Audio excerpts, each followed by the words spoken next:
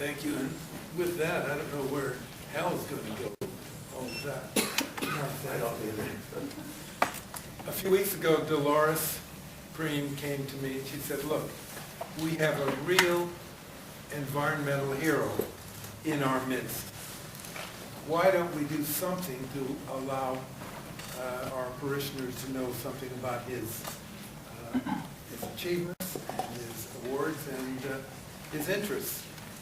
So we agreed that this kind of a setup would give Hal Gilliam an opportunity to speak what he has been writing about for 60 years or more.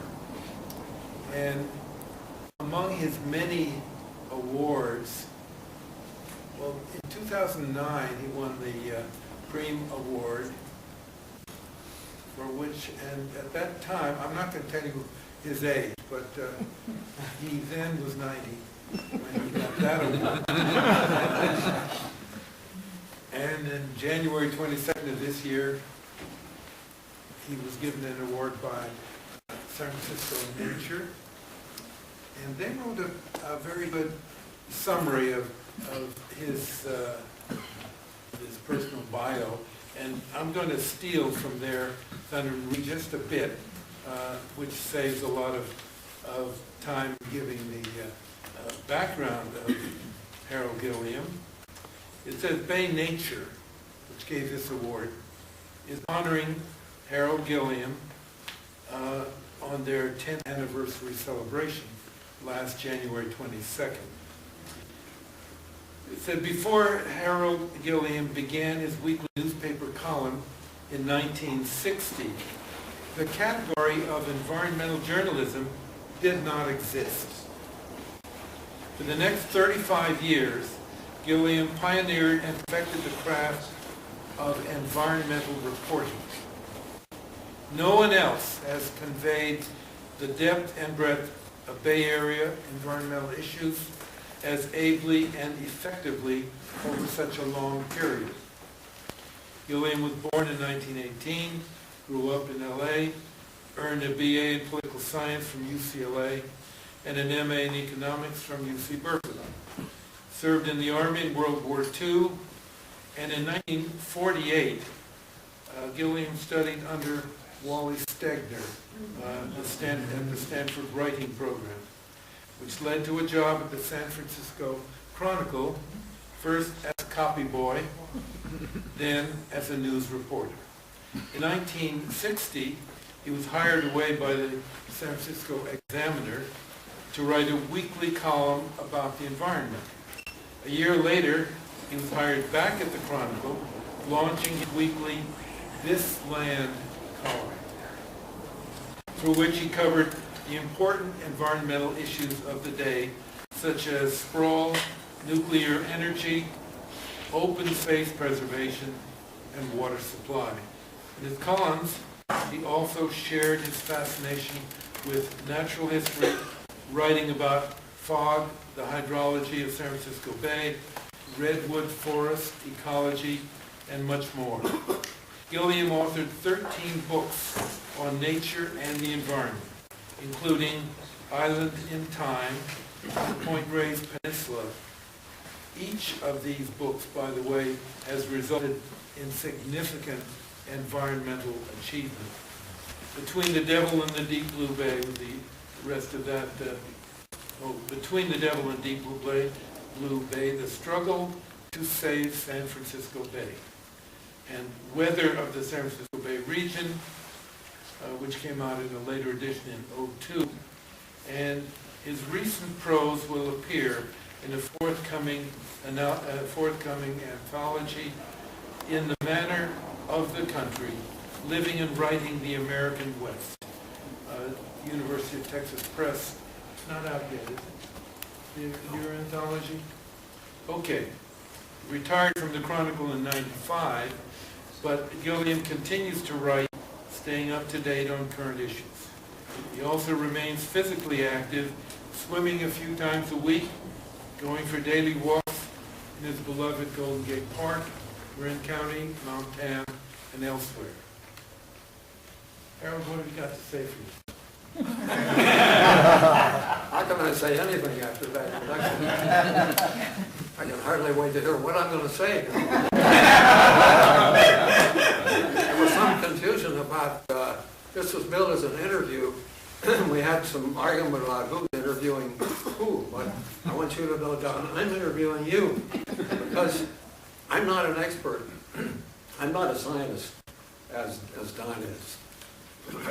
I'm just in awe of his achievements and accomplishments, and particularly his trips to various parts of the world to study his specialty, including the trip up the Amazon.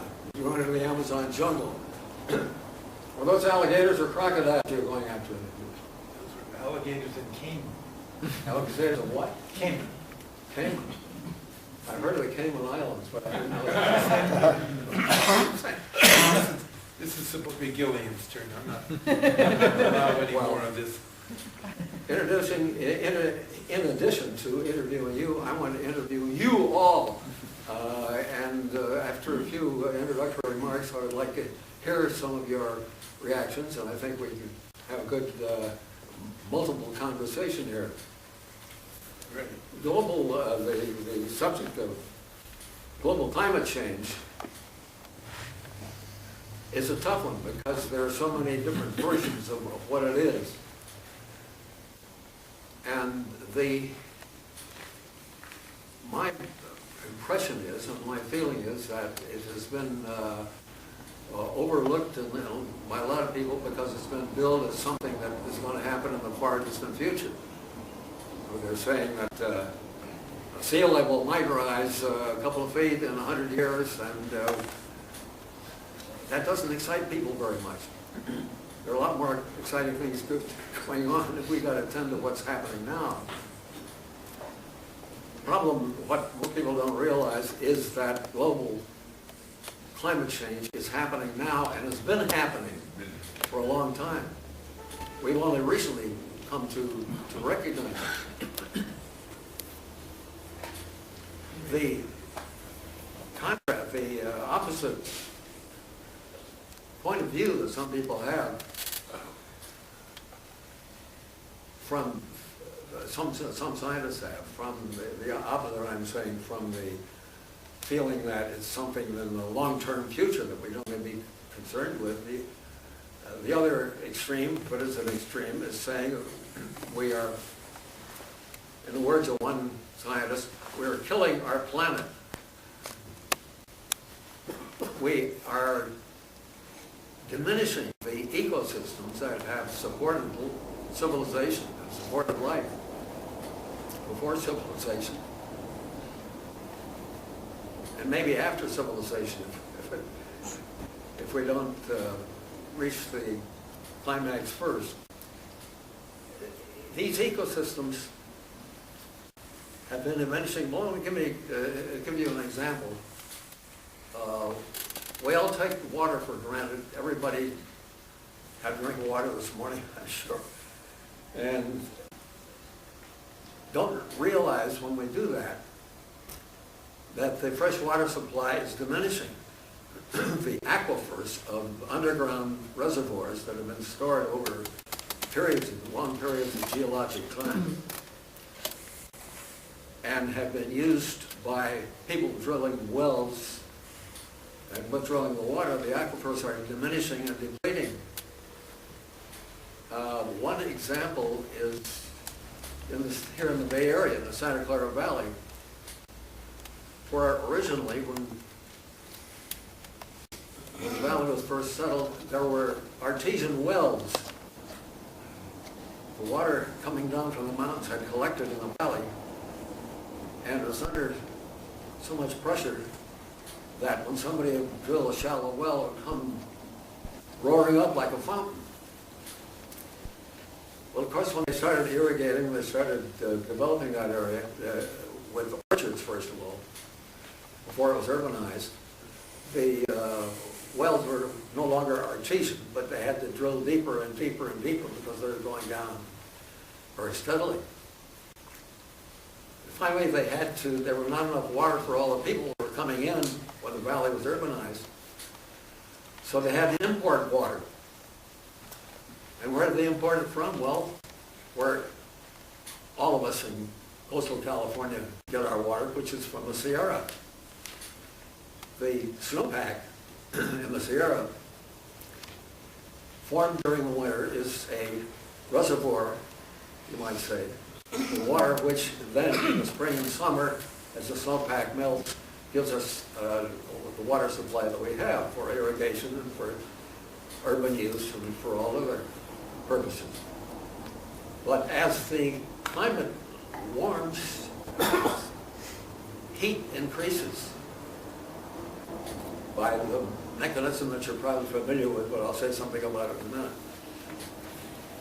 The snowpack will melt earlier, and the water will come rushing down in the floods, filling up the reservoirs.